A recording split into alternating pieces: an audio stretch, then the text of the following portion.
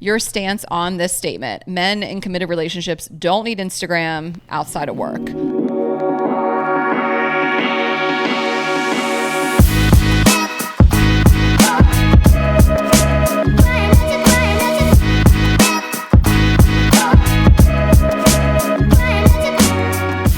This podcast is a Dear Media production. Hi, guys. Hi, guys. Welcome back to another episode of Girls Gotta Eat. Welcome back. You know that I don't feel things about a lot of things until I'm in the moment immediately. This is the last recording that we're going to do in this studio. And this is not the last one you'll see in this studio. Actually, Stassi fucked it up. No, I really wish this was the last one. You know, I'm like so big on that kind of sentimental things. It's big. We're going to talk about a bunch of studio stuff today, but you will see one more interview with Stassi because we had to hold it till when her show comes out. So that will be the final time you'll see it. We just want to be transparent. We don't want to lie to you guys, but this is the last time you and I are going to be alone and doing an intro and a full episode in the studio. But like we've moved studios a lot over the years, which we will, you know, it's not like our only studio we've ever. I feel less sentimenty. Oh, okay, great. Well, we will rank them. Yeah. And you know, just maybe watch it on YouTube and see two baseball girlies repping their teams. Just a couple little baseball girlies. All right, well, we'll take our partners and we'll just get into it. Thank you to Article. Get it $50 off your first purchase of $100 or more at article.com/GGE. And Rocket Money, reach your financial goals faster at rocketmoney.com/GGE. And this episode is sponsored by BetterHelp. Find support in therapy. Get 10% off at betterhelp.com/GGE. And thank you to FP Movement. Go to fpmovement.com to shop their full line of activewear and workout gear. And thank you to Resort Pass. The day is yours. Get $20 off your first booking of $100 or more at resortpass.com/GGE. And this just reminded me that I meant to wear my brand new FP Movement tank, but it wouldn't have matched the hat because it's lime green. I'm wearing full FP Movement. We'll tag team the read later. I'm squatting in my house at this moment. So I have like 4 pieces of clothing. This is it. Not at this moment that you guys hear this. You'll be fully moved in. Yeah. Yeah. Well, actually, I'll be moved in and we will be in the south of France. Bonjour. Catch me all over France. Bonjour. So this is our vacation. And I have been to Nice once in high school. That's crazy. With your parents? No, we took it for my French class. So I took 5 years of French, one in college, but we only had French and Spanish in my school, and most people took Spanish. There was only one French teacher. I loved her. Our family knew her, and I was like, I want to have her all 4 years and go to France because I knew that the French kids went to France for the mostly, and the Spanish kids never really took trips. And like that was my reason for not taking the more practical language was to go. You and I have very funny, like, random things in common. Because, like, my school only had Spanish and French. No one really took French. I took French all 4 years. I took 1 year in college. That's it. I just liked the teacher. I was just like, I think this is better. I want to do this. We just have, like, weird stuff in common. But you guys didn't go. It wasn't like a trip. Taylor Alderday's high school, no. I mean, they were like, take a trip to the Wendy's down the street. Raina, don't get it twisted. We didn't have some kind of fancy high school. I think your high school was nicer than mine. It just was Mrs. Conlon, shout out Madame Conlon. She just wanted to go and her husband would go. He was the gym teacher. So they would go and chaperone the trip. And it was my best guy friend Caleb, who obviously you met at the wedding. You sat with him at the wedding. And like 10 of us maybe. And we paid for it. Like it was only the people that the school didn't pay. Right, yeah, it was like an opportunity. And it was incredible because we went to Paris and Nice and Monaco for the day. And then Florence, Venice, Rome. It was an incredible trip for a senior in high school. This is a co-ed trip to Europe with a bunch of horny teenagers and the drinking age is non-existent. Yeah, that's like, crazy. With the coolest teachers in the town. That's insane. And we'd stayed at one place. I remember one Sofitel that was nice. And then the rest were more hostile vibes. Like they weren't nice, but they were nice enough. And yeah, I did make out with one kid that was on another trip from another school. We kind of were with some other kids at one point. Horny kids will find each other in Europe. And that was the first time I was in Italy. And then I went once more, just a few years later with my family. So I haven't been to Italy in so long. And I have these memories and you're always telling me like, sis, it will not be like that. Like I was there when like you could just walk up to the Trevi Fountain. There was no social media, obviously. Like it felt so easy to get around and do everything and no one's doing anything for social media. And so those are my memories of Italy. And I feel like that's almost why I'm hesitant to go back. I mean, it's wonderful. It's just, it's always going to be overrun in like July and August. It's not like a hot take anymore. Like the TikTokification of everything has made everything miserable and everything's just to take photos and the lines are so long. But like, you're still in Italy. I know. You know? No, I know. It's just kind of like I have these memories of Rome that are really specific and like really vivid, and you're like, it's not gonna be like that. It's not gonna be like that, but I would still go, and I love it, and I love the food, and I love a major city, and I always say every year when people ask us like solo travel tips, I say go to the major cities, and that's what you'll enjoy. Yeah. Like being alone, and if you want to be alone, like Rome, of course. Okay, so what is so your nice. experience with the south of France? prior to where we are right now? I went to Nice and Monaco and Cannes. I went alone. Isn't that sad? Nice alone is so sad. Well, I mean, you guys, if you've been a long time listener, when my fiance left me, I was like, oh, I've never been anywhere. I was like 28, and I was just like, I'm gonna go everywhere. And I planned like maybe 3 back-to-back trips. They were all like 2 weeks long, and I just hit like every city in Europe alone. I've been everywhere alone in my like late 20s. I stayed in hostels, and like there was early days of Airbnbs. They were a little sketchy and kind of scary, and I was just like, this is what I can afford. Yeah, really early days. I was like, this is sketchy, but I can't afford anything else. Yeah, so that's my experience. But it was also like such a dream. Like early days of Airbnb, you're like, what is this? But I like going back to places now as an adult with money. I mean, the internet as it is today. I mean, you were saying yesterday, how did people plan trips without TikTok and AI? Like the scrappiness with which I had to like cross-reference 15 websites, and then I'd go and like you didn't have Wi-Fi. Wi-Fi didn't exist, so like you could have a cell phone plan that was like $100 for international data every day, or you just had to like hope for the best. Yeah, I have really taken the reins on this trip, and I am so dialed in, and I have all these methods, and I have like multiple devices, and I do so much with TikTok. Like I will search so much, and then I'm Googling stuff, and then I have my maps to map everything out and then see where there are like the train stations we need or the airports. And I've just had a lot of fun. You have been flooding my, I mean, thank God I don't have the capacity for it right now. No, it doesn't annoy me. I love it. And like, you know, I said, I will DJ a whole trip. I planned our whole trip to Jackson Hole. I love being in charge. I planned up Rainapalooza. I will plan a whole trip but like, I don't really have the time right now because I'm moving, and like, I trust you and I trust Megan. You like nice fancy things, and so do I. And like the stuff you plan, I'll like. So I say it all the time. If you don't plan it, you don't get to complain. So if you sit back, you gotta do what other people planned. And I trust you, Megan. Thank you. I mean, it's been fun. Like when I lock in, I'm like, the hotel's booked, the Airbnb is booked, the restaurants are booked. Like, we can change if you guys don't like it. But like, I made some decisions. That's fine. I don't want to do it really. I really don't have the capacity right now. I don't want to do it. Somebody else that I trust is doing it, and I will be happy with the outcome. No, I think you're going to be really happy. Yeah, I'll be really happy. And also, like, I think people get in their heads, like, if I go on this group trip, do I have to do every single thing? No, you don't have to. If there's like one dinner I, for some weird ass reason, don't want to go to, I could sit it out. I'm an adult, but I think I'm going to like everything. Yeah. And so follow along. We will have been there for a few days now, and I'm flying directly. I'm going to be in New York, but then flying to Nice. So we're going to start there and then go to Saint-Tropez, do a day in Cannes, and then go back to Nice, this town called Eze, this medieval castle town, and then fly back out of Nice. And we really want to try to go to the resort where they filmed White Lotus season 4. It looks insane. Everything looks insane. I thought maybe we could spend a night there, but it's totally booked. The restaurants are booked. Like, we're going to try our hardest to get up there. And then another thing that I'm so excited to do, the winery, the Whispering Angel winery, Raina. I feel like I'm like starstruck by it. That's fuels our life. Whispering Angel, that's the Mecca. It fuels my hangovers. The winery with Whispering Angel. Like, I'm like shaky thinking about it. Because I love a wine tasting. You don't really care. This is the most, I don't really like wine tasting. To me, I've like, you've done 3, you've done all of them. I've done Napa in Italy and France. I've done them all. But like, you're so excited.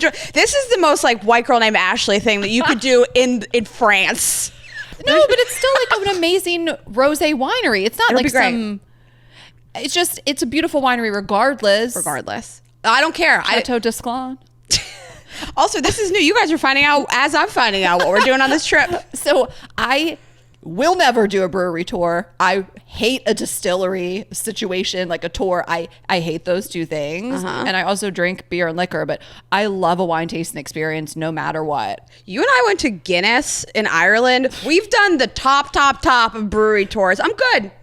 We've done it. I cannot listen to people talk about beer or liquor. Like, they put some sort of distillery liquor thing, like a cocktail making class on our Singapore itinerary. I was like, nope. But you like to listen to people talk about making wine, or you just find it more relaxing? I like to sit and drink while people talk. I am sort of paying attention. Okay, because breweries are indoors and wineries are outdoors. And also, I feel like a brewery tour, you're always on foot. I'm like, this is giving like boring field trip from middle school. No matter what winery you're at, you will like it. It's just not the vibe. I know. A brewery. I know. I can go to a brewery and hang out, and like I can just look at the fucking machines and the hops on my own. I don't need to hear about it. If someone starts talking about hops, I want to. It's so boring. I'm out. Do you remember 2 years ago when my pregnant sister-in-law insisted that me and my brother and her go to a winery tour? We were in Italy. Oh yeah. And she was like, I planned a whole day. We're gonna go to this winery. I was like, are you so pregnant? She was like, I don't care. We're gonna go. Like, I love it so much. Like, I remember one time. Do you love it pregnant? That's how married to the game she is. Of course not. I would hate it pregnant. I think she sipped on some stuff. Yeah. And honestly, my nephew's perfect. Who cares? She's fine. But I'm really excited about it. And I did just want to share one travel hack.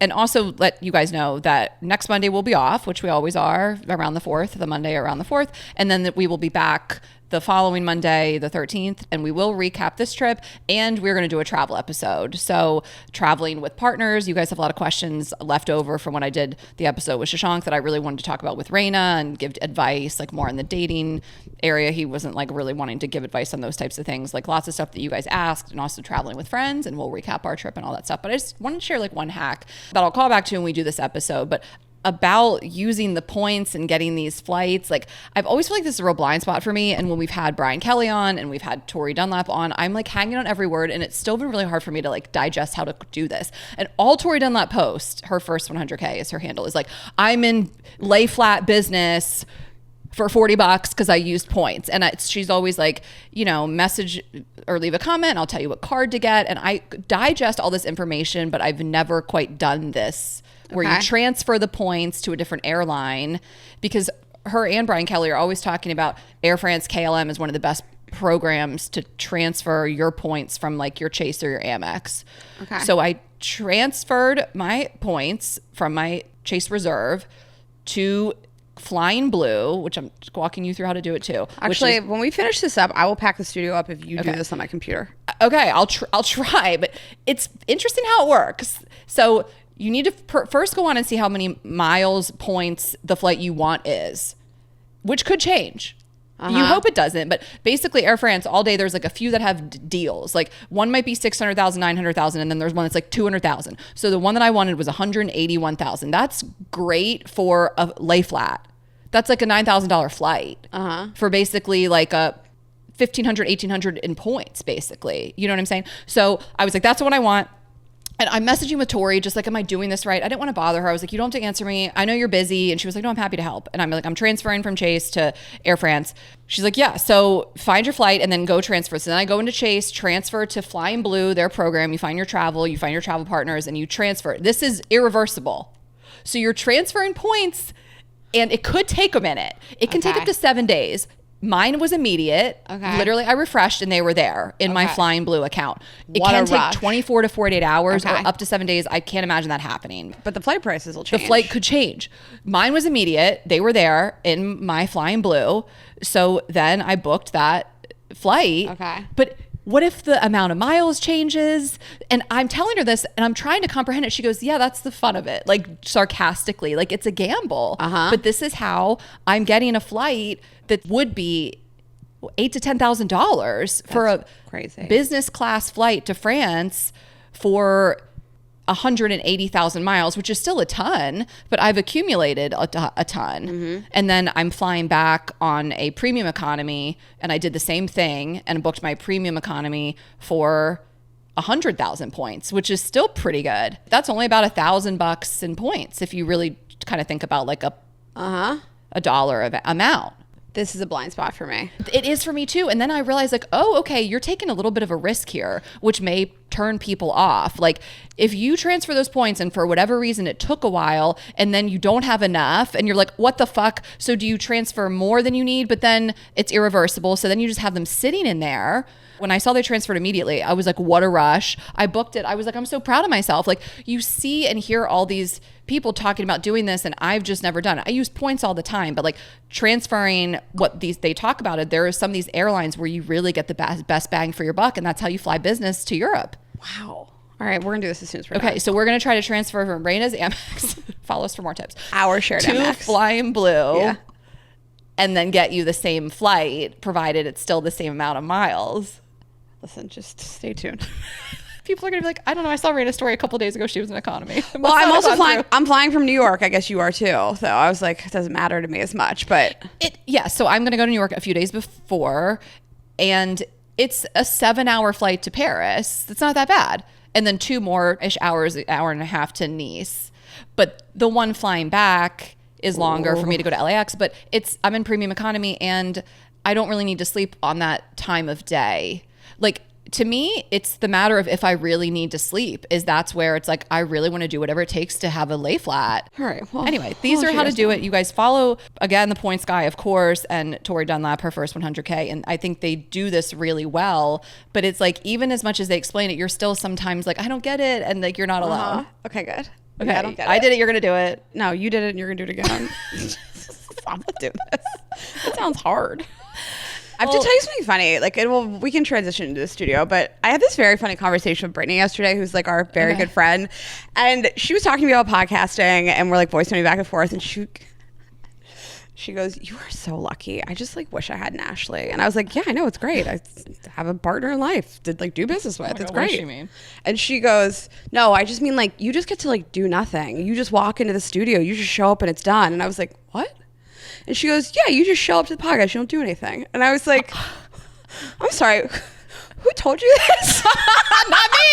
And I go, "Why did you just say that sentence?" And she goes, "You said that you just show up." And I said, "No, I said I show up for the live shows." Okay. I've never said that I just show up to the studio, and Ashley's never told you that. And she goes, "All this time, I literally thought you just walked in the door, sat down. Ashley had booked the guests, written the outlines, planned the episodes, got it all set up. She's like, I've been so jealous of you." I was like, what do you think I do all day? No, like Raina just doesn't have a job. You're like, we split the money, but Ashley just you're my stay-at-home business partner. I was like, we record like 2 days a week. What do you think I do the rest of my time? We have like a secret setup. I do all the work, and Raina like does my laundry and cleans my house. I think it's so funny to me. This has been like a very good friend of ours for many years. That's her view of me, and you, by the way, that you also allow that to happen, that you're like, I'll just do all of it. But that's because I'm like a control freak. She probably thinks that. But yeah, I mean, no, you do just show up to the live shows. But we also have help. Like, we've always had like a tour manager and manager. No, we always have not. For years we did it, right? It was just me and you out there. The live shows, I don't even know who she books. I don't know what it costs. I'll let her cook. I don't need to ask questions. I don't know what it costs either. No, I have a general idea. But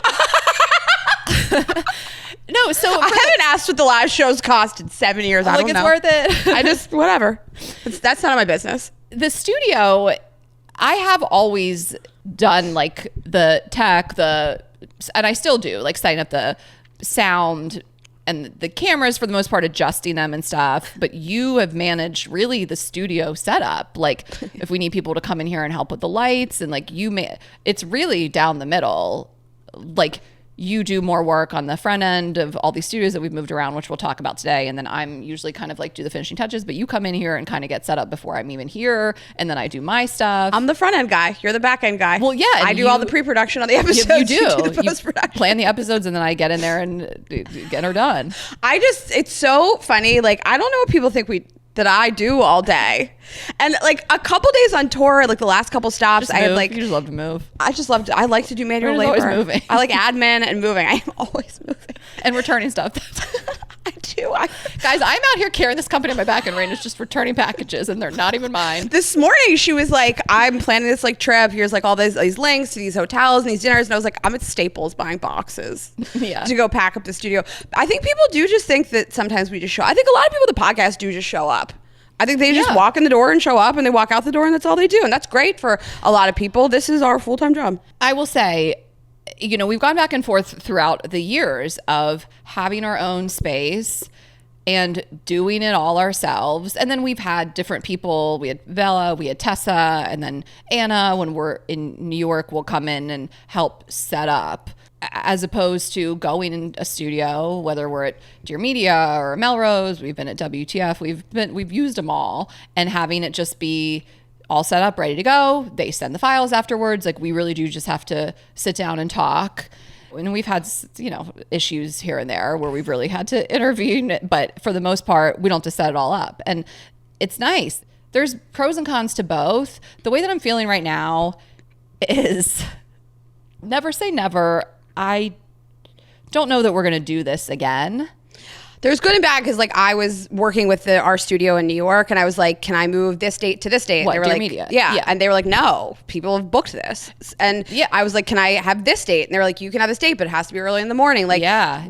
We can walk in this door anytime we want. course. There's flexibility. So it's really been like tough deciding like which is which, because like Melrose too, like once the times are gone, they're just gone. I guess that's Raina's job, is booking and stuff like that. So that is a pain in the ass, because you're trying to get a guest and the studio. And luckily there's so many options, especially in New York, and we love Melrose, and then WTF has new studios. Like we can find a place, but that's annoying too. Well, then I don't have a lot of flexibility with the guests. Like I never know what to do first, book the guest first or Totally. book the studio first. Cause like then we have to move the studio. Ugh, you guys get it, it's scheduling. But like, yeah, we don't have as much flexibility. And the studios have been in your house, in my house, in apartments we've rented, in this office space, at other people's studios. I mean, there's pros and cons to all of it if you guys are thinking of starting your own podcast. Yeah, and when we had our studio in Raina's garage and it flooded, Oh my God. I was like, I don't want to do this again. I don't want to rebuild.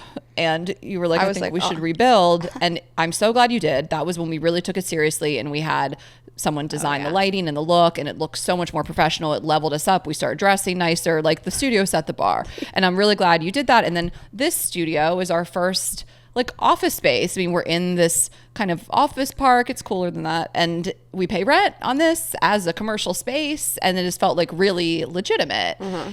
But, another thing too is like, I don't know, you and I will come in here and we'll just procrastinate and we'll talk shit. And it's like, we don't waste time. But I was thinking about it, like, I'd rather just like go to dinner with you than like come in here and talk shit for 2 hours, and then the work day is so far behind. So that's a nice part of going to a place where we are on a time schedule. It like reins us in. No, when somebody asks me like, do I like recording in somebody else's studio, the first thing I say is like, we have to show up on time. Yeah. And we have to just get into it, and then that's it. And like here, you and I, there's days we get here at 11 and we leave at 5, and we've recorded 2 episodes, Yeah. but it didn't need to take 6 hours. Yeah. So I don't know if you guys, I'm sure you really like this look, and we do too. And it's really special and different, and not everybody does it.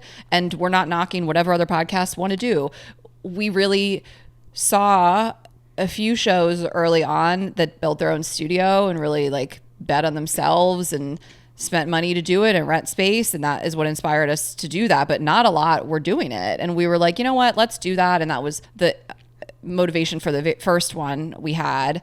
And it'll be a nice break to not have to do it, and then we'll think about it. But I kind of wanted to walk through them, Raina, all the studios, and Okay, this will be fun for you. Can you list all of for them? you OGs? Did you write them out? Yeah, and a few memories from both. Okay. So I wonder if you forgot any. yeah, I mean, I'm sure I've forgotten some that were just like one-offs and stuff, but okay, let's go through it. So we started in my old apartment in the East Village. I lived in a building that really was inhabitable. There was caution tape on every other door on my floor. I was the only person that lived on my floor. I probably shouldn't have legally been allowed to live there. I did withhold my rent for a while. I was able to. It was like this slumlord who was being sued. They went bankrupt. It was a disaster. But I was like, this is a true 1-bedroom, and I'm that bitch. And I looked back and thought that apartment was really something. And I like looking back now, I'm like, it was so shitty. That was like the Wild West of podcasting. I mean, the amount of people that we just like invited into your home that are like TV stars, New York Times bestsellers, best-selling comedians, people that have Netflix specials, Hulu specials, like the people that came and just sat on the floor. Just sat on the floor with Dewey, my dog at the time. And we started at Rain and I like at this high table that I bought off, I don't know, some Facebook marketplace shit. Like nothing in there was new. Everything was like IKEA or thrifted or whatever. Like nothing was nice. And we would hunch over this one mic across from each other at the table. But then when we would have guests, we would sit on my IKEA couch. Love that couch. And I was just making notes. notes of Chris Stefano was there, Hannah Berner. That was the first time we recorded with her.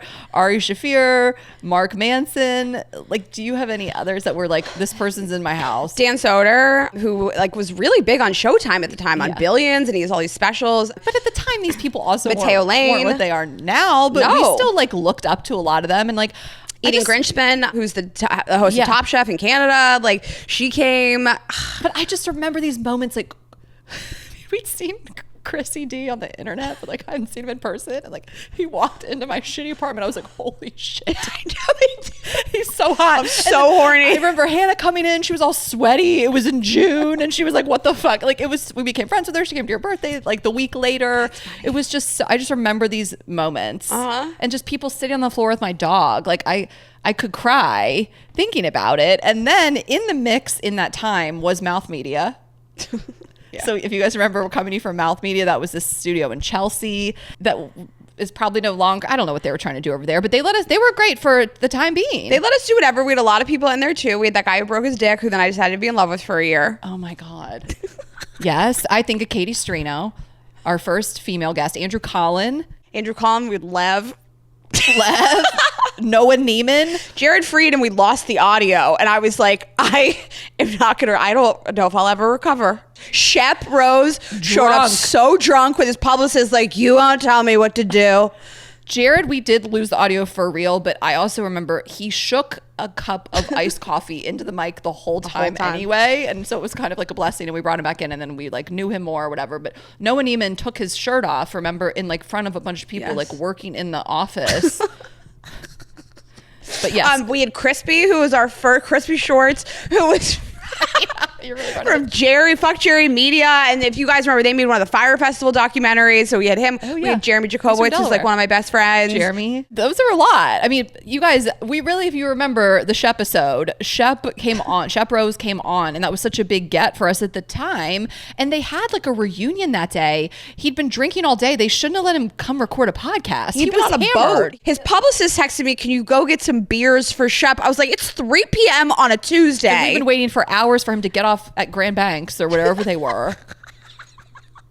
Wasted. And then we had that random like CBS studio where we had Nikki Glazer and Heather McMahon and Emma Willman. I thought of Nikki and Heather. I mean, I just can't believe it. Like, yes, it was this random studio. I forget how we got connected with them, but to have Nikki like in person, I was like, I can't believe this. I mean, she was someone I looked up so much in comedy, and Heather hadn't hardly done anything. I mean, she was big on social media, but she didn't have her podcast, or she wasn't touring. I don't even think. Heather McMahon, it was like earlier days, and you just knew her from Atlanta and like liked her content. And I mean, I just look at like what, I don't know.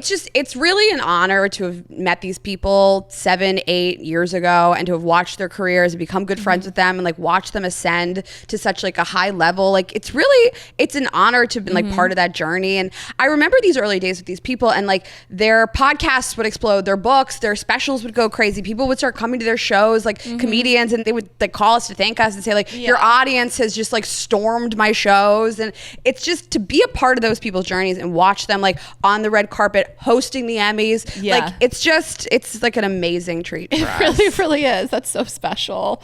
Yeah, I mean, you're reminded of that all the time. Like I was messaging with Katie Strino last night about something, and I'm just like, we just had her on, and we were so starstruck by some of these people. Like I remember we only had guys on at first because we were like, we'll just give like a male perspective, and we're two women. We're two girls, and then you were like, okay, I love this woman. She had been married to the Fat Jewish, and she was semi-recently divorced, but also during her whole thing with her whole brand. And you were like, I'd love to have her on. And then we just like got her on, and then she was like so cool. And we're like, I think she's like our friend now. Like these moments were just, I could cry. Like we made a lot of friends this way. Yeah, like we're still very close with Mateo, and he was another one who we were just like, he's so funny, we got to have him on. And I mean, Hannah, like all of this is, it's crazy. And then we were in my second apartment, and that was like my nicer upgraded apartment. We recorded there up until COVID.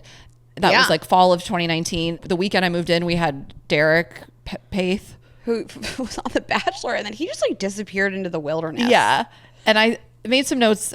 I remember probably Andrew Schultz was the most famous person to be in that apartment. Yeah. And then Matthew Hussey. Oh my God. Osama was one I really remember in that apartment. Aww. And again, just like Dewey would be there, and then it was COVID, and then we came back, and that is when we decided to have our own first studio, and that was an apartment in my building. And we had a great COVID deal, and I was on the second floor. We were like, let's rent an apartment on the fourth floor. And we did, and that was the titty wallpaper, and that was really like our first studio that felt like an office space too. And we launched Vibes Only in there, of course, and obviously Esther Perel was the main guest, I think, about coming there, and Andrew Huberman. And like our friends like Jenny and Emily Fedner and Deepti, and I don't know, it's just like really special. I know.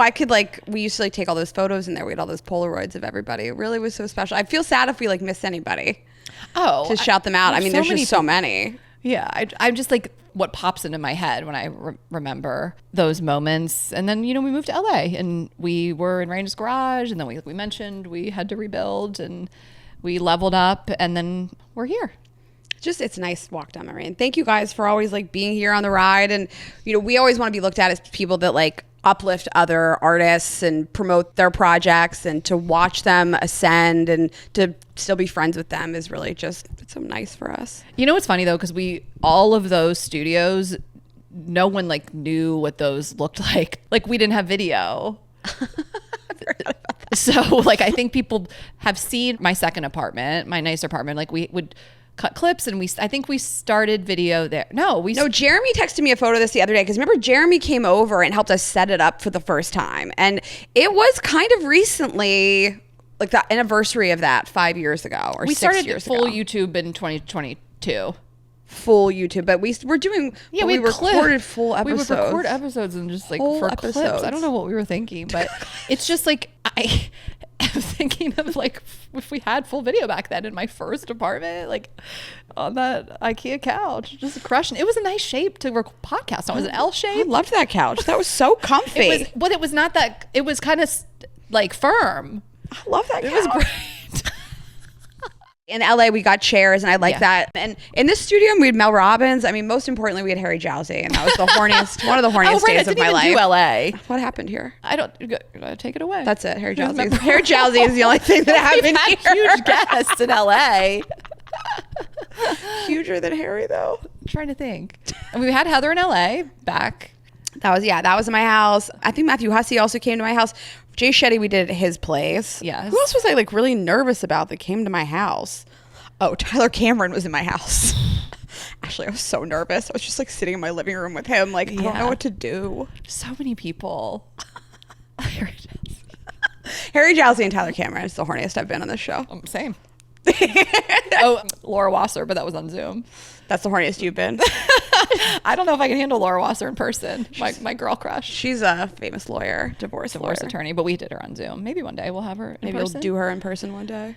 Okay, well that was a nice little walk down memory lane. So yeah, thank you guys, of course, for being here, and just stay tuned. And we are always interested in what you guys like. We've said it before. We said it last week. We cannot please everybody. People will want to watch podcasters at a table or in chairs, or I saw some comments that people really did like that Dear Media Studio for Toon Day's episode, but that color looks a lot different. It was a more muted. We really like a vibrant, obviously the pink and the green and the saturation of it all. And so feel free to comment what you guys like. Yeah, and if you're in LA, we've been using, it's called Blank Space, and they have a bunch of locations. They're in Santa Monica and Venice and a couple of them, and they're just offices you can outfit. So if you guys are interested, reach out to them too. They've been really great to us. It's inexpensive. Blank Spaces, like all one word. Yeah, and like short-term commercial business, like there was the Temu Wolf of Wall Street next door. There's a hairdresser in here, and there's a jiu-jitsu studio down there. They have like private event spaces. I mean, they don't bother us. It's nice. Yeah, and then again, Venice, but I've driven by that one in Santa Monica. It looks really nice too. So it's a great option. We've been really happy. So thanks to them.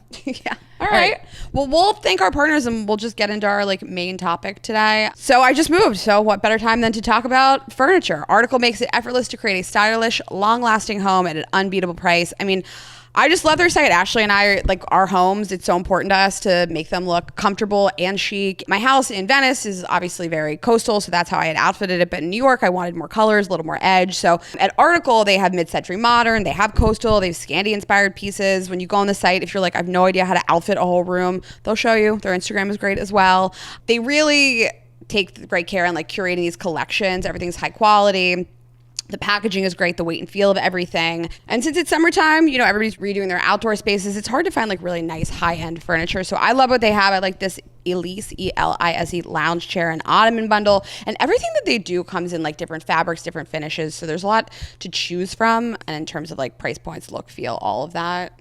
They have fast, affordable shipping and assembly. Great support. It's really important to Ashley and I. So support 7 days a week and a 30-day satisfaction guarantee. So if you don't like what you guys get, which I sure will not happen, but you can shop with confidence and know that you can return it in 30 days if you need to. Article is offering our listeners $50 off your first purchase of $100 or more. To claim, visit article.com/GGE, and the discount will be automatically applied at checkout. That's article.com/GGE for $50 off your first purchase of $100 or more. Okay, an FP Movement. We love it so much. You're wearing this set today. Full set. I love those pants. I have them in red, but I want that top to match because I only have the long sleeve version. But I love that set. And what I like that they do with so many of their sets is like there's so many colors to choose from. They're like, no, not just black. There'll be 3 shades of black and gray. I know. I love it. So I'll tell you guys what I was going to wear today, and that is the Go-To cami in Honeydew. It's like this really bright color, so you can just picture it, but I love it. It is so comfortable. It feels like a second skin.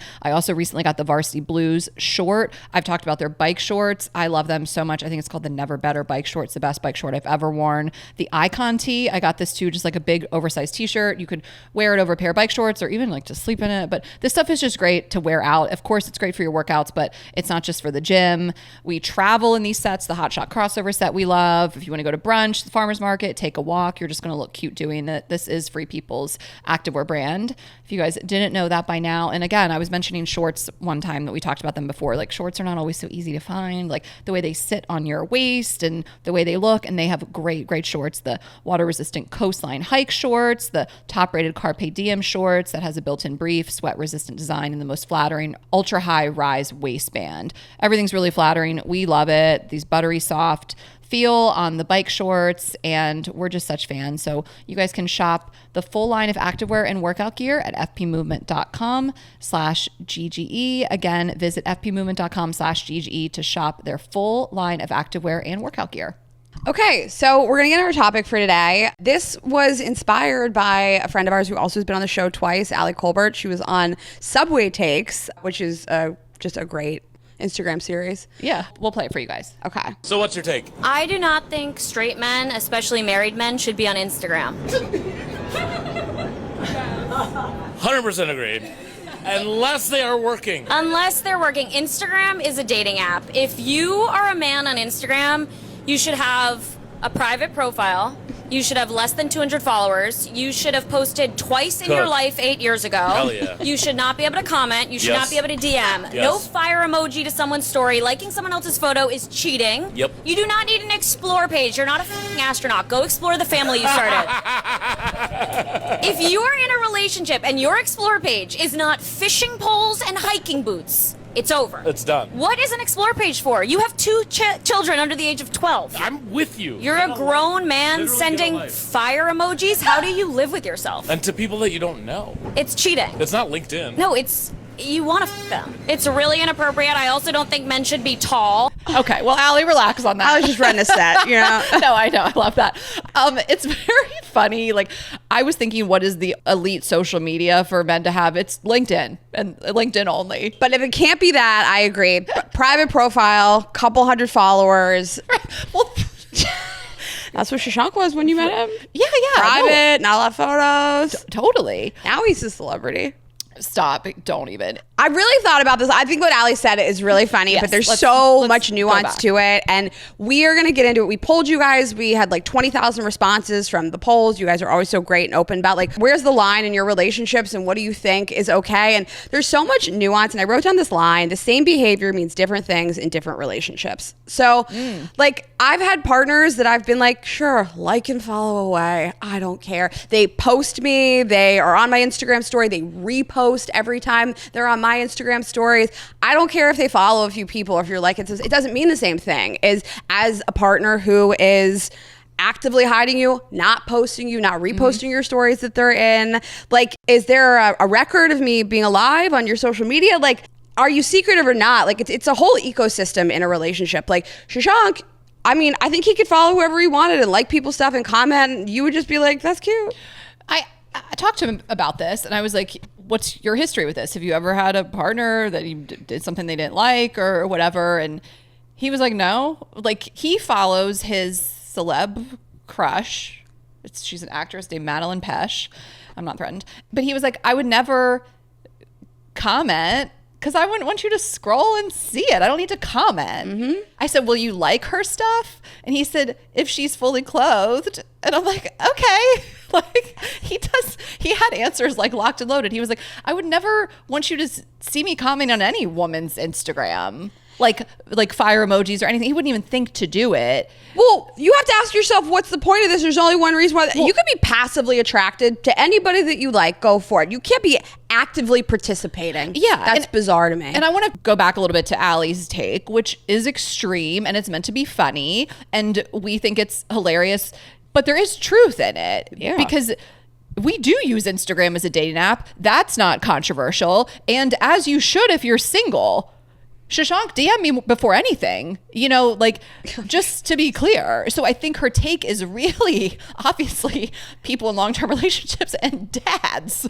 Like, yeah, you got children and you're messaging and commenting on stuff. Like, I think it's just funny. Like, she did describe a lot of women's perfect man. Like, they posted twice, like their explore page is fishing. They don't know what's going on. But we know guys who are super active on Instagram for work. Also, there's exceptions to every rule. We're going to say stuff today that might be an ick or something we wouldn't want. And we know guys that do that. And they're great, trustworthy, amazing friends of ours. Well, different rules apply to different people. Exactly. But like for work, for networking, for a good cause. What about all those guys who were crushing watermelons? Like all those liberal activist commentators are doing the Lord's work. These outspoken liberal men on this app. Like, I think that like we have exceptions to all these rules in our lives, and so do you guys. But these trends that we're talking about with these guys and their behavior is pervasive, and women want to discuss it. I'm just like, Instagram is a shopping app for me for men, and if I want to get somebody's you attention, really do think of it like that. You do. I'm single. Like Yeah. if I want to get somebody's attention, I Yes. like their Instagram stories. Yes. I respond to their Instagram stories. I leave comments because I'm horny. That's the point of this. It's Yeah. hey, look at me. Yes. Look over here. The last person I slept with, it started because I followed him and then I started posting thirsty stuff for him to look at, and then he slid in, and then we slept together. It's a dating app. Like she said, like that's not funny. It is funny, but it's truthful. Like how many people have we had on this podcast? I think Alec Flynn and his now girlfriend. I love them so much. I mean, I don't know. The last person I asked how they got together, it was Instagram. Like it really is like that. And yeah, you do a great job of it. You have a great method. But that's like if you are commenting and like things like that, and of course there's exceptions. You and I have two really good friends, Bobby and Rob. Bobby was formerly married, but like those are like the first people to like write like you look hot on my stuff, and they love their wives and are attracted to their wives and are not stepping out of the marriage. They know their wives are seeing this. Yes. That was really something I wanted to focus in on. There are probably 3 to 5 guys in my life, I don't know, maybe only 2,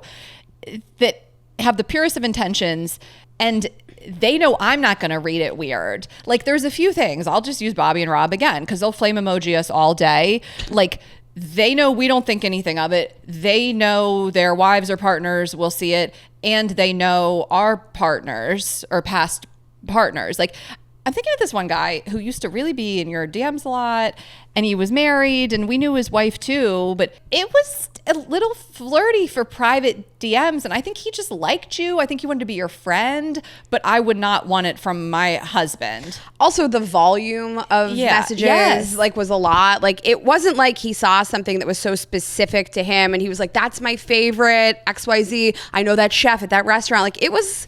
But even then, it was a lot. What are we doing here? You were single, like what? And I'm not really friends with his now wife. So like we asked our audience, we'll get in this later, but like we asked our audience, where's your hard line? And a couple women I saw said, if I know her, then it's fine. If I'm friends with her, then like Rob's wife, Bobby's ex-wife, we're friends with them. So these are not girls that can't just like text me and be like, what's up? And it's so much about personality, and you know it when you see it. You know when the intention is shady. Like Bob and Robbie, it's so hard. I do call Bob and Bob, both Roberts are like that in real life. They'll tell you in front of their partners, you look hot. Like Shashank doesn't do that. Shashank Yeah. can flame emoji exactly 2 people. It's you and it's Gina, who was married to his best guy friend and who really was the one who helped set us up. And that's it. And they are like family. You being one of the. I'm making a face because he doesn't do it. If he wanted to, like, I really think he wants to hype you always. Yeah. He really thinks of you as a sister. It's non-threatening, but if I just saw he was out here on a bunch of other people, I'd be like, what are we doing here? Also, it's like, it's embarrassing. That's the thing. Like, it's not just embarrassing for me. Like, men should be embarrassed. What are you literally doing? It is so embarrassing. I want to read this one line that this one girl wrote. She said, commenting on all this stuff is not disrespectful. It's just loser shit, and I don't fuck losers. I love that. Like, yeah. it's just losery that you're like, what are you doing? Right. Like, let's just take Shashank, for example. Shashank, flame emojis, heart emojis, I don't like it. Flame emojis are fine. He flame emojis your picture. Everyone sees it. They know what's up. They know that's like your brother, like, but Shashank flame emojis a bunch of other people. They're like, that's Ashley's husband. And it's fucking weird. You know what I mean? Yep. And he knows that. And I just think, again, and there are these list of special cases. And when it's outside of that, it's sus and it's probably embarrassing to your partner. And I thought about this every single time my ex was being shady. And I don't know if he cheated on me. He probably did, but I don't know. But we were off and on all the time. And there was a lot of gray area. We were on a break, this and that. In the whole 2 years we were off and on, I never hooked up with anybody else, but I know that he did, and it's whatever. But every time he did something, I found it and I was right.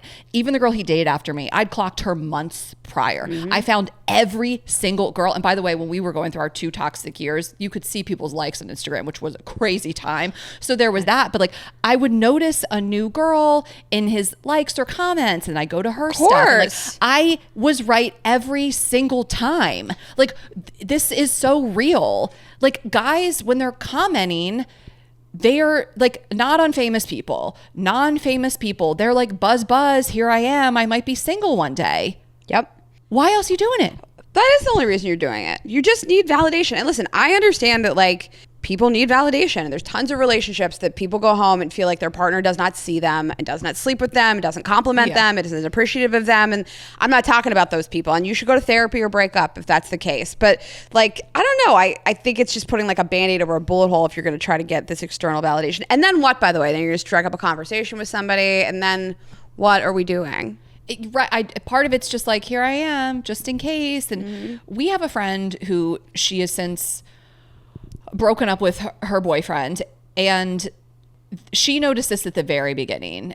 And I didn't really know that. She kind of told me later in the relationship of some of the reasons she didn't trust him, because she was trying to reflect on why she didn't trust him. And she was like, I noticed this very early on. And we always say, I think this is actually a Rob Bolin quote, but the problem at the beginning is the problem at the end. And it's so true sometimes. It's almost always true. And so early on, she noticed he was following a lot of like hot models, bikini girls, a lot of who he knew. A lot that he knew. That he actually knew, not just like thoughty, like spank bank material. And really engaging. And then he cleaned up his following a little bit, but he was still engaging with some. And one of the girls she caught him texting with, and there was a betrayal involved. And it's just like, she had clocked that before. You do know it, women. Like us women, we know it. You know it. And it's like so interesting because before she caught him, maybe like 3 weeks prior, she was saying to me, like, I went through his following again. He's just following all of these bikini models still. He refollowed a bunch of them. And she was like, I'm really uncomfortable about it. It's a real blind spot for me sometimes because I was like, I don't want to invalidate you, but like, he's never really given you a reason to not trust him. And you've never caught him lying, or he's never said he was going to be somewhere and he was somewhere else. Totally. You have his location. And she was like, I just can't shake this feeling. And on top of that, he doesn't post me. And like, that's the smoking gun to me. Smoking gun. I knew you were going to say that. Like, it's just, I keep thinking about this being like a whole ecosystem of a relationship. Yeah. It's like, that wouldn't be that big of a deal if his Instagram was also flooded with your photos. And yes, anybody can cheat on you and also post a million photos of you. But it was a couple things that added up that it was just like, okay, well, he doesn't express to other people that he's in a serious relationship. It's not clear. You're so right. It's everything together that really is the full picture. It's not always just one thing. Yeah, I mean, you can call cheating whatever you want. And, you know, like, I think that you're allowed to have standards and boundaries. I don't think we all have to just be like the cool girl that's just like trying to be like, I can't police an adult all the time. Like, you're allowed to have standards, and your standard can be like, I don't like that you're engaging with all these people. Like, this person we're talking about, he was liking and commenting on all these girls' photos too, and like, it's just too close for comfort. And you're allowed to say like, that's not fine for me. And you're DMing back and forth with these girls, and now it's moved to text messages, and maybe it's not on its head cheating. You didn't penetrate this person, but it is not behavior that is becoming of somebody that I want to be with. Yeah. I'm curious what you think about this. I've heard so many friends say like, I don't want to come off as insecure and controlling. And I have to like say back to them, like, what you're asking is not insecure and controlling. These are like normal boundaries to have with somebody. And I think a lot of women get caught up in this, like, I don't want him to throw that back on me, that I'm controlling him. Yeah. I mean, the guys that are in my life that I think are great partners, including my own, but family, friends, just know better. Unfortunately, like, I'm not saying this is always a like red flag, break up with him, but I do think about Rob, and I think about when he started dating his now wife, maybe even partners before that. He cleaned up his follows because he doesn't want to be scrolling in someone's ass.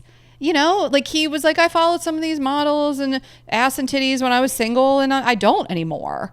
You know, like, I think about that the guys we know would be the same way. Like, they have a respect for their partners. And there is a line there. It is too much to start dating someone and be like, you have to never engage with a woman again. I mean, you can think whatever you want, have whatever boundaries you want, but there is this person untrustworthy, and has he given you a reason to doubt him? Or are you really deeply insecure and you're acting out of previous trauma and you're projecting and you can't handle him engaging with anyone, even if they are his friends? And that might be something you have to reflect on yourself and work through yourself, because your partner should be able to have female friends, interact with them on Instagram, like their stuff, hype them up, all the things. But like an avalanche of like bikini models. Yeah. I'm just like, there is an alternative to you following these people, which is to just watch porn or look them up. Like, I've never dealt with it. I've never had to ask somebody to do that. But like, if I had to, I would just be like, why won't you? Yeah. What's the big deal? Unfollow them. Yeah. And I remember with my ex, like, going through his follows one time, and I just felt kind of sick. Like, I was like, why? This is just a lot of ass. For what? Right. And again, following is different than engaging. Like, I think there's some guys out there that maybe they just want to look at stuff like that sometimes, and they've never once engaged. And I wanted to ask you about girls doing this. I don't think we have. I mean, other than Bradley Thor. But it's like, again, this goes back to the crush episode we did recently. And not always, but most of the time, women do this kind of stuff, have these little crushes, might fire emoji somebody on Instagram, and it is like really actually harmless. And I was thinking that, well, women's behavior is mostly harmless usually. It's like, men, they can't be trusted. Yeah. I can be trusted. And I think so many guys are hot, but I don't necessarily need to follow them. Also, a lot of the guys I think are hot, if they're of the moment, they're on like Chicks in the Office or Bustle or Elite Daily, and so I'm liking all that all day. But I thought about this, and this is the loophole. So, you know, like, one of my hall passes is Jon Favreau from Pod Save America. That surprised you guys as much as it surprises me. People love that. I see comments about it. So I can like his stuff all day. Same with Shashank. Shashank loves Caitlin Collins. So if we literally share a mutual like, best friends with her. Shashank wants to flame emoji everything Caitlin Collins posted, I'm like, yes, king, gas her up. Like, journalists and activists are the loophole. Caitlin Collins, we could go have dinner with her like right now. We share a best friend. Why did she come on the podcast? You booked the guests. Are we booking her or not? Are you afraid to keep her around Shashank? No, he doesn't get to meet her. We'll book her in New York. I would love to book her. Well, she's on Watch What Happens Live all the time. I love Caitlin Collins. She's the CNN anchor. Caitlin Collins. And so if I saw him heart eyes every post of hers, I'd be like, yep. That's it. Because we co-sign it. Yeah. I love Caitlin Collins. But this behavior does remind me of the crush episode we did a few weeks ago that you guys like loved, and the episode was so huge. And when you get into a relationship, same with flirting with like friends, like your behavior just has to change. That's just like, that's the trade-off. Like, one of my best guy friends got into a relationship. Unfortunately, it's so annoying. And he used to comment on everything about how hot I looked. And that stopped when he got a girlfriend. And I hate that. And that's annoying to me, but I get it. Right. I was just going to say, like, though, like, I want to like everything I see of Belmont Cameli. Like, just everything shirtless, everything he's doing. He's dancing. He was that Kid Laroi video. Like, okay. Actually, I'm so glad you brought this up because, listen, you guys, this will have been weeks ago at this point. But I have been wanting to ask you, I'm so mad I didn't do a snack this week, if it turned you on or if you got the ick. Okay, so again, this was weeks ago at this point. We're recording in advance. Belmont Cameli was in this big crowd dancing with Kid Laroi. And it was 100% hot to me. 100%, 0% ick. No, like he has swagger. Uh-huh. It wasn't cringe or ick. He was having a good time. He's so sexy. How do you get the ick from that? Okay, if you watch like 2 seconds prior, he's trying to put his cell phone away in one of his like cargo we've pant all been pockets. there. We've all tried to put our cell phone in our cargo so that he pant could pocket. bust out to this dance. he could bust out? And like watching him trying to get the phone in the pocket so that he could then dance like that was a little ick. Okay. But it is a little ick, but I was so horny watching it. I mean, the dance move, yes, right. When he lifts his shirt up, I was like, we've gone a little far. Nope. But I'm so horny watching it, I don't care. He does have swag, does have enough moves to pull off what he was doing, Yes. and he's doing it confidently. Yes. That's the thing. When you feel someone is not owning it, that's the ick. And I didn't get that from him at all. So, yeah, like I was liking stuff. But if he posted on his private account and it was him with his shirt off and stuff, I don't know. I wouldn't be flame emojiing it. I don't know. But also, like, if I did, it would be so harmless and it would be of my character. I think that's the kind of thing that your husband would see and laugh at. 100%. You know? Also like, that, yeah. That's the other thing. It's like, if your partner saw this, what would they think about it? And he is a famous celebrity now. Like, again, like some random person, like, why are you doing this? You're laying the groundwork and we see you. Yeah, we see your intentions. Okay, well, should we just talk about our remaining partners and then get into our polls? Yes. If you guys are like, I want to take a trip, but I feel really overwhelmed, kind of like organizing my finances and knowing what you can afford, Rocket Money is the best tool that you guys can get for yourselves. So Rocket Money is a personal finance app. It's going to help you manage your subscriptions, track your bills, everything that you're spending all in one place. I love the interface, super easy to use. So first of all, it'll track all your subscriptions and it'll help you cancel unwanted ones. So when you download the app, it's really simple to see every single thing that you are paying for, and it will literally surprise you how much money you are spending in subscriptions. And they have saved users over $880 million in canceled subscriptions. There's automatic transaction categorizations across accounts, so you can have customizable categories and tags that will kind of reveal all of your spending, and you can set budgets and goals. So like this is really like a one-stop tool to understand your finances, help manage your budgets and everything going on this summer. If you want to get yourself a new wardrobe, see what you can afford. And the app consolidates checking, savings, loan, and investments into a single dashboard. And you can automate your savings to grow towards goals, all kinds of things. It's a great app. So Rocket Money is a personal finance app that helps you find and cancel unwanted subscriptions, monitors your spending, and helps lower your bills so you can grow your savings. Let Rocket Money help you reach your financial goals faster. Join at rocketmoney.com/GGE. That's rocketmoney.com/GGE. rocketmoney.com/GGE. Okay, I'm telling you guys about Resort Pass. I am so excited. So this is something you need to unlock for summer. If you don't know about it, we're so excited to tell you about it. So this is the way that you are going to be lounging at a beautiful hotel pool this summer on some rooftop somewhere. You can just do it by the day. So you can access luxury hotel pools, spas, and cabanas booked in under 5 minutes starting at $25. Resort Pass partners with 2,500 plus luxury hotels and resorts across the US, Caribbean, and Mexico. Over 100,000 5+ 5-star reviews. Resort Pass is going to really make that special rest day, celebration, self-care, or again, just like partying at a rooftop pool easier than ever. Same day bookings available. So you're just going to go to resortpass.com/GGE, of course, and check out what's going to be available to you in the area that you are. Again, there are same day bookings available, but you might have a little bit better luck if you're booking like farther out. But whatever it's for, a girls trip, a solo recharge day, this is so great. We've had friends use this for birthdays. I mean, you're like, I want to be at like a rooftop pool, but I'm not going to check in and stay the night, especially in your own city. So it's really just the way to do it. You guys can check it out at, like I mentioned, resortpass.com/GGE to get $20 off your first booking of $100 or more. That's resortpass.com/GGE for $20 off. Resort Pass, the day is yours. And this episode is sponsored by BetterHelp. So BetterHelp is going to help you thrive, not just survive the summer. I mean, I think the summer can be hard for people. I think that there's a lot of FOMO going on of people like taking vacations and like what people have to do with their free time and spend their money on. And I also think it can be a hard time, like maybe if you really want kids and you see other people like playing with their kids and going to summer camp and all that. So therapy can really help you just unpack these feelings and understand them better and learn good coping mechanisms and setting boundaries. And like maybe it is something as simple as like, you know, it's hard for me knowing that all these people are taking all these trips. I have so much FOMO. Maybe it's just like muting a bunch of accounts and things like that. But you can go to therapy, can help. BetterHelp has over 30,000 therapists. It is the world's largest online therapy platform. They've served over 6 million people globally. They have quality therapists that work according to a strict code of conduct and are fully licensed in the US, and they have a therapist match commitment. So they'll do all the initial matching for you, and if you're not satisfied with your therapist, they will switch you to a different therapist at any time and help you with more tailored recommendations to what you'd like.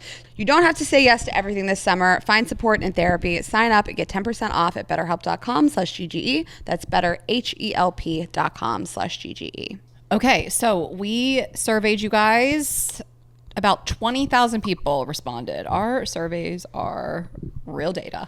People should pass for them. 20,000 of you guys. I mean, this is better than anyone else could do. Kinsey Institute, come at us. Okay. Google me, bitch. Google me. Raina, stop. What is it from? It's a kid. I know. It's just some kid. We said it the other day. When did we say that? I think it was with Stassi. 4 Christmases. Oh my God, that never would have occurred to me. One of his nephews? Yeah. Yeah, it's one of Vince Vaughn's nephews. Is it? That's crazy. Okay. Yes. Okay, so we asked you guys a series of questions. We're just going to go through your answers. We kicked it off with your stance on this statement. Men in committed relationships don't need Instagram outside of work. 10% said agree, it's a dating app, and 90% disagreed. What do you think about that? I think it's a hobbyist app. I mean, there's how many men are on there for sports, cars, travel, food. Like most of my guy friends, that's what their following looks like. Comedy. Okay, but people don't like the statement. Yeah, so I agree. Yeah. I think yes, a lot of people are on there to fuck, sure. But like, I don't know, most people are also on there to follow their favorite sports teams and comedians and us and like sports about it all. A lot of sports and like food. Like how else does one find food? Exactly. How are they going to take you on dates? Especially in LA if they're not following Camber. 100. Okay. So that was just like we knew you guys would probably say that. Again, it's an extreme take, but it's fun to break down. Should guys who follow models, hot influencers, etc., clean up their following when they enter a serious relationship? And 55% said yes. And 45% said no, I don't care. So more than half are like, yeah, you should clean it up. And it depends on how egregious it is, I guess. There's like this one guy that I dated, and like I've looked at his following, and it's like all bikini models, and it seems I'm just like, this is beneath you and weird.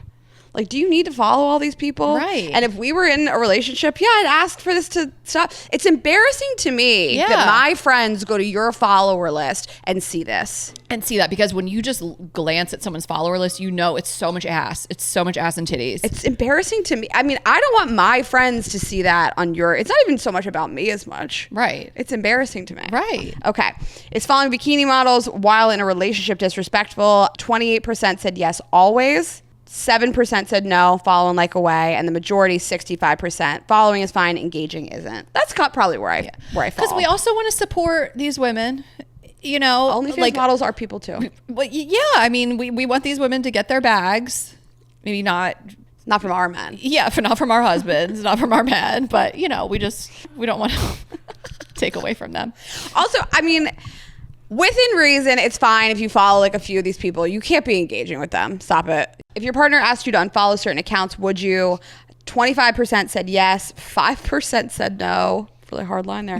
And the majority, 70%, said depends on the request. Yeah. I mean, I'm a woman. It's also different. Again, I'm trustworthy. There is nobody. What would Shashank ask me to unfollow? I think it would be people that you've slept with and dated. Like that's what in that direction from men to women. Yeah. Like I feel like they'd ask you to unfollow an ex, which I guess I wouldn't mind. I mean, it depends on the request for me. Like I follow pretty much everybody that I've ever dated or slept with. And a lot of them are muted, but I don't need to like X them out of my life completely. Yeah. But I think it's a reasonable request, I guess, if somebody was like, this bothers me so much, this like a specific ex, I don't think I need them in your orbit. But I guess I would just need to unpack like why, because I could just look them up if I felt like it. I know. I mean, follow guys I've dated or slept with just because I didn't need to unfollow them. Like whatever we had, I'm thinking of a few in particular. One I actually dated, and one that we knew each other before, slept together once, and stayed friends after. I follow them. I like their stuff. I don't really engage or comment. We're not ever in the DMs. They like my marriage stuff. Like they like my wedding posts. Like it's so harmless. I don't know if Shashank knows who these people are or does he care, but I do follow people that I have a history with. And to me, I was never going to unfollow them because why would I? That looks like I'm bothered by them. Yeah. So if Shashank was like, hey, can you unfollow Jason? I'd be like, why though? But again, you guys have like the ecosystem of trust where I totally feel like he would never ask you that. You would never have to do something like that. Like there's no reason for him to feel like there's a problem that you're following an ex. If you saw text messages. Right. And like if those guys, the two I'm thinking of in particular, like were in my DMs or they were doing too much, I'd be like, you got to stop. I'm disrespected on behalf of my husband too. What do we do? What do you think you're doing here? There is no chance for you anymore if that's what you're after. So yeah, I guess it depends on the request. I'd really need to like understand like why you really need me to unfollow this person. Right. Are you embarrassed the world sees me following this person? Yeah. I'm embarrassed I slept with them too. Okay. And lastly, where do you draw the line with your partner and someone on social media who's, again, not a close friend or family? Following, 10% is the line for 10% people. Liking, that's 23% is the line. Commenting, 33%. And DMing is 35%. So Let me find out you DM'd one of these people. okay, but hear me out. What about you kind of swipe up with a reaction and then you're in the DMs? Like, I bet that's what a lot of guys do that are without No, I think in the DMs means like you have sent a message. I know that, but I'm saying this is their gateway. Like, they just swiped up with a hard eye and now the DMs are unlocked. You know what I'm You saying? can unlock them other ways, and I don't like it. You don't need to be doing it. I'm just saying that could be a shady way. We're like, I just reacted. What? But it's like, she could so easily DM you back now. It's the line of communication's been open. Even like liking, I'm just like, sometimes I'll be like scrolling random shit and I'll see like one of my friends' partners liked it. And I'm like, for what? Like your stuff? No, I mean, I'll see that they something liked else? other stuff. And I'm like, what? Why are you liking this? Yeah, and again, it's just like some of it's the volume. It's you go to some girl's page and your man has liked everything she's posted. It's weird. And even worse, he hasn't liked everything you've ever posted. I know. No, feels intentional. You better be hyping me every second of every day. And then that creates a different environment for me. Right. Okay, so then we asked you guys, do you have any hard and fast rules when it comes to this? And I loved the responses that we got for this. It was so vast. Like Yeah. we could not get to the bottom of this slide. No. Like people really had a lot of feelings, and it really oscillated from like I don't care to like everything's a hard line. The overwhelming theme was don't embarrass me. That, I mean, over and over and over again, do not embarrass me with how you act. You can have a long leash to do whatever you want. Don't embarrass me. Like if you're a dude, I'll talk directly to a dude. You're a dude, you have a long-term girlfriend. She's scrolling and she sees you flame emoji and all these girls, bikini pics, whatever, not famous celebrities, not Nicole Kidman, you know, not Giselle, Accessible like more people. accessible people of a certain level. Do you think she's going to like it? You know the answer. You know the answer. And if you don't, you're not a worthy partner. Or you just don't care, which is also crazy. Exactly. And don't gaslight. You're gonna gaslight them her right and now. like, what are you? You're so jealous. You're so insecure. Break up with that man. And then a lot, which came up after we're dating, you to be posting me and actively engaging with me. And then that'll just change the way that I feel about you. Like a lot of people just feel like if you're liking stuff, it makes it look like you're open to engaging with that person. Well, that's the thing too. What message are you trying to send? Also, do you want me doing this? Don't do stuff you don't want me doing. Again, like Raina said, but just to reiterate, let's say it again. Following bikini models is not disrespectful. It's just loser shit and I don't fuck losers. Just harness that energy, ladies. You can look, follow, you cannot touch, which is like, comment, DM. I like that. Me too. If my friends saw this, would they want me to be with you? I mean, like, I just see Shashank just like liking and commenting on every stuff. And I'm like, that's so cute. Look how sweet he is. If you know the person, it's fine to interact, you know, who cares? If you don't know them, why are you engaging other than to start engaging with them? Right. No selfies. What does that mean? You can't like a selfie. You can't post one. can't post one. You shouldn't be posting one. Men that post selfies. What I mean, are there's you doing? exceptions to every rule, but There's very few exceptions to that rule. well, men take them though. Shashank takes selfies all the time, like to show me his outfits. Not to post on Instagram I know, but what if stories. he's like, I was just feeling myself. I don't know. He's never done it, you guys. There's not. I would be like, based on who he is, that would make me laugh. If Shashank posted a selfie. Okay, here's what a man should never do: a selfie that's like front facing, like this way. That's like, what I'm saying. A mere selfie of their like drip, maybe, but like they took. Yeah, like I take one like on my like nice nature walk. That's so embarrassing. Yeah, for like a man. duck face Martha Stewart selfie, thirst trap. No, I love this one. No rules. He deleted everything except Facebook Marketplace. I love a quiet man. And then my husband just deleted his Instagram, and our relationship instantly got better. And my ex-boyfriend followed every slut on Instagram. Didn't bother. He's too ugly. Current BF, no Instagram, better life. So there seems to be a correlation. No porn accounts. Okay. I think I say this on the show a lot. You're allowed to draw whatever boundary you want. Your partner doesn't have to accept that. But like this environment that you're in where you're going back and forth and you're like, I don't like this. And then you're being gaslit. It's like, you have to come to some type of agreement or you can't be with that person, because it's ridiculous to act like social media doesn't matter. We're so far past that.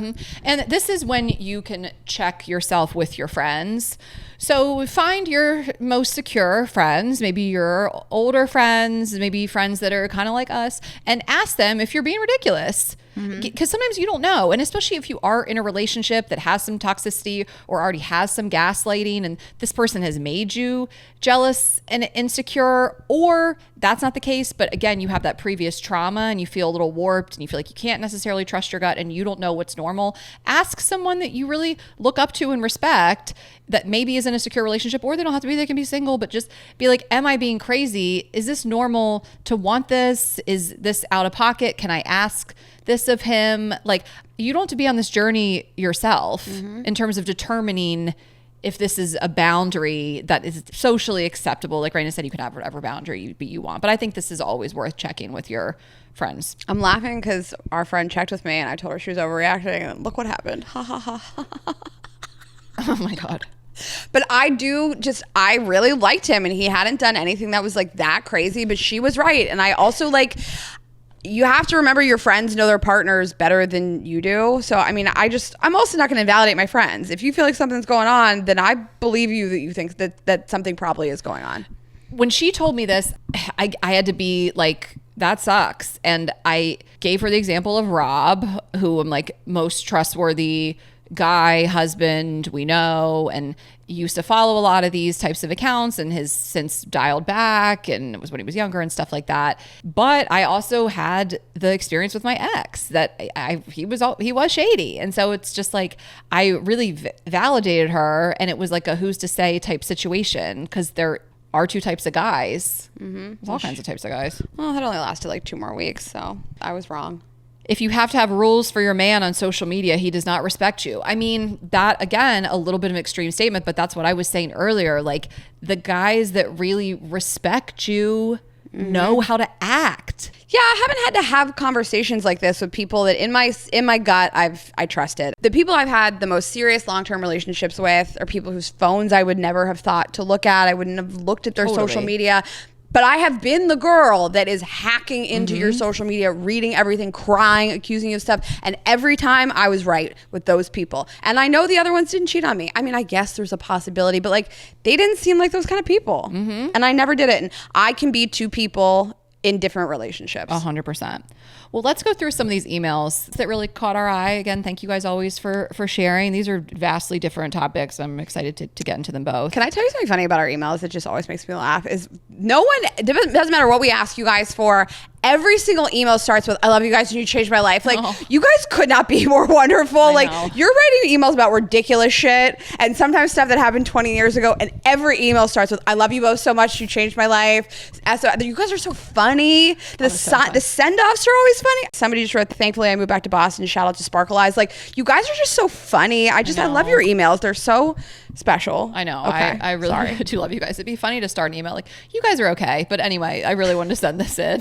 It's just never like, listen up, bitches. It's like, you changed every single thing I thought about my life and what I wanted in my boundaries, and I left a terrible relationship and I married an amazing man. And I'm like, oh my God. Oh, it really like makes me so emotional. Okay, so this one, she says, back when my boyfriend and I first started dating, he got mad at me for posting a bikini photo to the gram. Not a thirst trap by any means. We were on a hike coming back from the water, and I was still just in a bikini because I hate that she's even having to defend this. I know. And I was still just in my bikini because I was wet and I didn't want to put clothes on. Cool nature photo. I had to remove it. Otherwise, I'd send. Girl, send it to us. Don't think I have it anymore. It was 4 years ago. Oh my God. It was a whole fight. Meanwhile, not even a full day later, I'm scrolling and see a few posts from mutual friends that are bikini photos. Duh, it's summer. And he has liked every single one. I brought it up to him saying that I don't think it's fair that he's liking these bikini photos, but telling me I can't post one. His reasoning was that since we were together, I shouldn't show my body to others like that. I mean, I don't even need to read anymore. Like, this is some weird, like, Christian conservatism bullshit. This and, is like, the most toxic masculinity. Like, my woman won't be naked on the internet. Get out of here. I said, that's fine, but then I don't think you should be able to like other girls' bikini pics, especially after ignoring my post rather than gassing me up in the comments. That's crazy. He didn't even like hers. No, it's crazy. You And better also, take it down. also, she's not like thirst trapping on like a rooftop at a pool. She's like, I'm on a hike. Also, I'll do whatever I want with my body, but this is the least sexualized it could be. A hike. Yeah. Celebrities would be different, but these are girls that we both know. It's embarrassing how my boyfriend like all these bikini photos. Yeah. Yeah. But ignore mine completely. Yeah.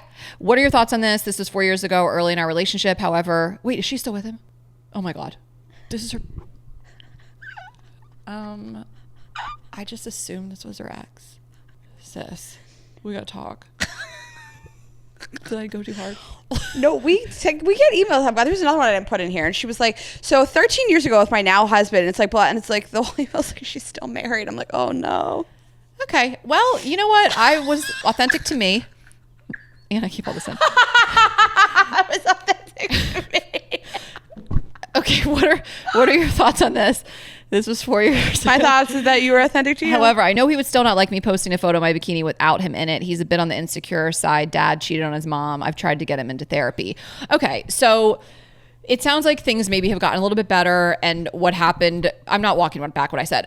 What happened years ago could have come from a different place. If he's still pulling this shit, this isn't just him not wanting her to post the bikini pic. This is him liking the other stuff. It's the combination of the two things. Like we said, it paints the full picture. Not liking hers because he's like, I'm mad that you did this. Like, it's controlling in a way that's unfair. It clearly comes from a different place. Like, I understand. There's always like our friend that this happened to that we keep referencing. She said to me, like, I understand his need for attention, and I understand how he grew up and his insecurities. I understand his need for outside validation. And I was like, that doesn't mean it has to be your problem. Yeah. We can work through these with people and have empathy for what they've gone through, but it shouldn't end up like affecting you so deeply. Yeah, I mean, listen, if everything else is great in this relationship and you don't really feel like he's controlling in other ways, like what you've described to us is there's red flags all over it. But if things have improved over 4 years, like people can change. I believe that. So again, this isn't me walking back my original authentic thoughts, but we don't know everything else in the ins and outs in the relationship. But you can show your body on social media, like, for whatever reason you want. I mean, if you're in a relationship, I really don't think you should post something that feels really like a thirst trap. But if you're really just like, I work hard on my body and I want to show it off, like Shashank would not like me full butthole on the gram. So there's different vibes. Like, I feel like I'm envisioning this hiking bikini photo 100%. And it's not the same as me like I'm at the beach taking a selfie to like get my abs and my tits and I'm like, like the sweaty skin. Like, there's different vibes. Okay, well, you'll do what you're gonna do, girl. Usually we don't get these emails when you guys are still together. So this really...